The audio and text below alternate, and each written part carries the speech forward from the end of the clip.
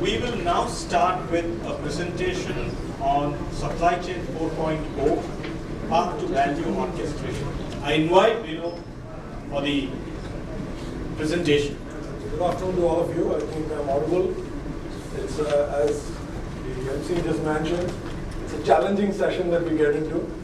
We call it the PLD, the post-lunch dip. So when it gets warm in the tummy and cold outside. So hang in there. I just want to start with a video. But before that, I want to let you know, I don't know if all of you have heard of Infor. Infor is a US-based business application software. We are happy to talk to you today. Some of you are our customers. Some are looking at us, and it's a pleasure to talk to you about what we have to offer. We have got a global supply chain product. We have got a warehouse management product, and we have SNOP products, or sales and optimization products. So let's start with a video. Keep us awake. Information is power. Nowhere is this clearer than in the global supply chain, where 80% of your data actually lives with your trading partners. What would you accomplish if you could see all that data in one place? May 31st, 2016. On that day, Belgium and France faced transport worker strikes. Iraqi troops attacked ISIS in Fallujah. The trial of soccer star Lionel Messi began. And here's what the world looked like on GT Nexus. This is an actual snapshot of global commerce in action. $220 million in payments, 37,000 shipments, 285 million individual items. That was one day, May 31st. But all this information is available every day on a single global commerce platform, GT Nexus. This is a part of our global supply chain. This doesn't replace your ERPs. This does not take the data. It just takes the data from your ERP, puts it onto the cloud, have a complete supply chain there with financing, transportation, 3PL guys, all of that, taking care of your container data, your air shipments, and your road data in many regions in the world. So this is something that everybody, like we just heard, 80% of your data is outside your control, 80%. There was a time when we were only giving X factory. Somebody comes and picks it from where you manufacture. Now we have come to a point where the risk is for us to deliver it at the customer's doorsteps. This is the challenge. Lot of players in between. Very high chances of a black swan event because there's so many players and so many moving parts. Network supply chain, we're looking at supply chain planning, procurement, finance, and execution. And as I mentioned, this becomes an easy place for us to have a control tower with all the data that's coming from your ERP, going into your suppliers, and then getting pushed into your retailers for consumption. This is globally been used. I'm going to be quickly talking about a few case studies on that too. This is your supply chain needs to be a competitive advantage. I think it's an often beaten phrase. You guys know it better than me because you're in the business. We advise business from a technology perspective. But these are some of the trends that's coming. Here is another video of actually, if you see on the left bottom, you'll see air, vessel, truck, intermodal, payments, invoice, all of them can be looked at. This is how it sees real time. This is again a grab of our product, as you see at the top there. And this problem can be only solved cloud-based. That's the only way to solve this problem of supply chain, especially if you're doing intercontinental or inter-country supply chain. You can actually take dates or range of dates and look at what is happening, connect each one of them, zoom in each one of them and know the tracks that is there. Supply chain is part of your digital workplace. There's a lot of buzz around digital workplace, digitization that's talked about. Supply chain cannot be kept out of it. It's good to look at workplace, engineering, supply chains for sure, digital products and business models, and digital customer and channel management. So it's again, we realize that, and that's where this has been an acquisition for us 4 years ago.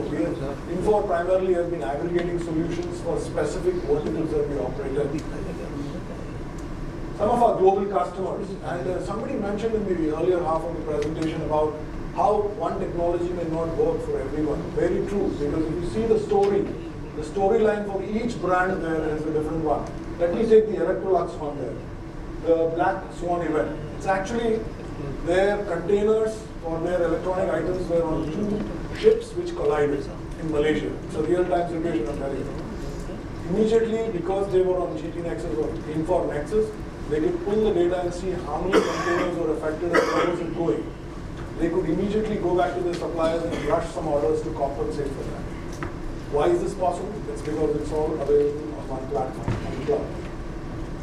We have Future, which is using us and looking at building a few things. There was another very good example mentioned. There's so many moving parts, ladies and gentlemen. Nobody wants to put their feet into the water because we don't know how cold it is and what's going to jump up and bite you. So there are people who are doing simulations or use cases with us. Future is using our warehouse application for the last almost more than a decade. They take care of around 8 million square feet of warehouse, and we've been able to support them with their cross-sorting and all of the complexities that they're handling. I'm not saying that we are the only ones to solve that problem. We are already part of their infrastructure as they scale up. They're really scaling up. It's come to a point where we compete with ourselves. They are offering a service on our product and the customer is looking at our product to solve this WMS or warehouse management solution. So it's a very interesting market, very, very dynamic market, like the gentleman who spoke about all the technologies that are coming. Many will sprout like grass, many will go away. You may see some great ideas, but aggregation is the name of the game. You will need open technologies to connect. That's where we also provide our Infor operating services, which does the whole integrations across applications, Infor or non-Infor. Many more you can stop by. We have a stall here in the lunch section or the lunch area. We'll surely get into some more details because this is more of a time constraint that we have here. We have heard of all this. Some of us are at this point because it's within the enterprise. Some are looking at network control towers because you want to now take multiple applications feeding in data.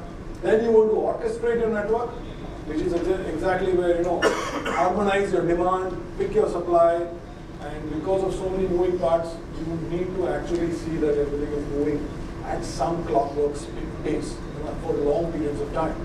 Ultimately, self-orchestrating, and that is where technology providers like us can help you, because we have cloud-based, we drive off or surf off the AWS for all our cloud solutions, though we can speak to you and see how we can talk about how you want to do it yourself on-prem for some of these solutions. But the Infor Nexus is on the cloud, and it's on AWS. It connects and it's built in a great artificial intelligence story behind it. There's a few things that we're doing with some of our global customers. I'm not talking very futuristic. Some part of this is already being dabbled around in India, and maybe some of you are a little more advanced with respect to that. But we are seeing this happen very much in India now. A lot of cases coming, use cases and simulations that we are doing for that. Why? That's where you are aspirationally wanting to reach out. Orchestrate the whole thing with AI and analytics, dashboards, all of that. That's the first piece of the global supply chain. Now I'm going to focus on something which is very much internal, where I think many of you as companies have already put in place or are in the process of putting. We've actually hit a explosion there. There was a time when it was just being fiddled around with, but I think now a lot of places, it's about the four walls of your warehouse. It could be your warehouse, or it could be a warehouse that you're actually hiring or leasing out to a manager of services and operations. The whole bunch of this, all of this from research, I know I'm not going to even challenge you to read it, but all of this, including some of your advanced locations, fresh food, precious goods, any area. We have customers here who are already using it, global scale, and in India for some of the very larger scales here. This is again, we are quite ahead, integrating with our non-Infor ERPs to actually give a solution to the customer. What are we talking about? We are talking about product flow design. You can't see the lower half, but basically you have your furniture go through a supplier to a DC. Your fresh foods will go through another logic. Your general merchandise will go to another logic. All of them can be supported. All categories of items can be handled, fulfilled. You could have central distribution centers or distributed or direct delivery. All of those done, handled. These are some of the time options again at the lower half. Pardon me for that. At the lower half, there's a reference to who has done this study. These are some times that you really are spending within your own warehouse. In India too, warehouse management or supply chain itself is pretty half-baked. There are some of our colleagues here who companies are very advanced in the way they're putting it in. And there are some who are maybe just stepping in and trying to, just feel it or lease some properties or warehouses and see it. There's a question about how do you handle Flipkart and Amazon days, 5 days that they do. There is a whole concept of elastic warehousing that's come into play. It's amazing how we moved in the last 10 years to these new concepts that are coming as a response to what the demand is. But these are some, coming back to the slide, these are some of the times and the efforts required within your warehouse. How do you optimize it? How do you interleave? Best of breed WMS should be doing a few of these things. And now, it's no more like an ERP that works out of your PC. These are things that work on mobile devices, on handheld devices. It should give you, and it should untether you from a laptop. You should break away from your desks. This is what it does. You have time as inventory, how fast can you move it, where is your order, you have touch, what is it that you're sophisticated by, is it a handheld device? There are also, we integrate with voice systems. So we have our own challenges there. One of the first questions that come is how do they understand your dialect of English? We have handled that for different countries in the world. So you surely will pass that bridge also here, across that bridge here. And then of course the whole reporting piece of how many resources and how do I do my order cycles. So I'm just quickly touching on, time. You know these, I don't need to explain it to you. These are some of the key things. If you stop by, I can talk about some of the details, some of the numbers that we have with our customers, clearly helping them in handling this. So there are challenges about, can I see the same item across all my warehouses? Can I move it across? Can I detain or maybe quarantine some of it? Where is it? All of that, including integration into your physical setup or your logical setup. Visual, can you have this to be seen on a device? One of our customers in Asia Pacific actually got these forklifts. They've got a screen in front of them, touch it, and it allows you to do a lot of things. So there are innovative ways that technology can be on the move. It's not a desk anymore. And how do you see based on colors as to where are your items? How full are your spaces and how can you intelligently put it up? And this is just a screen grab for you to understand what we do. Again, dashboards. You get dashboards of this sort. If you are supply chain head here, can you see it across your warehouses? For categories, for spaces, again, integrated to the whole solution. Time exception results, document management, workflows, alerts that come onto your mobile. This is all ready. How do you want to use it? How fast do you want to put it in place? Some of your time, what are the benefits? Of course you know it. I don't need to even let you, read it out. Fail rates, minimum errors, turnaround times, pilferage being reduced, all of that. Now let's look at the touch. What do you get from a touch?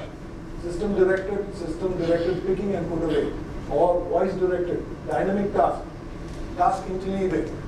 Somebody goes to place something and then also put away something and also bring fulfillment or pick for something else. How do you do it? Can your systems do it? Is it physical or, can you be mobile with all of that? RF task queues, multiple types of orders. All these challenges have been delivered. We are in the process of making all our applications. We have a whole bunch of, if you go to infor.com, you'll see a whole bunch of applications for certain industry segments. Ladies and gentlemen, we are already multi-tenant to SaaS on our ERPs. And in the next 3 to 6 months' time, we should be having a WMS also, pure multi-tenant.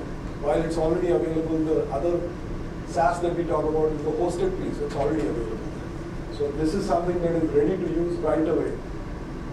What does it do? Again, some things that you would want to see as benefits to your company, hands-free or reduced if you use voice. Here are some statistics from the largest of our users or the biggest of our Indian users. Very complex setup, but we are able to fulfill and grow with them. So they are scaling up, we are scaling up with them. And as I mentioned to you, we are now even facing them when a customer calls us for WMS, we are also seeing them come there as a service provider. It's quite heartening to see that we are able to solve this problem at the four-wall level for many of the complex customers in India.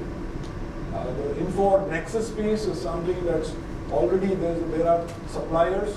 For example, a fashion company in the US is asked their suppliers in India to be at the Nexus because they will give you orders only through the Nexus. So read up if you're there, if you want to know more about it, we'll be more than happy to spend some of time.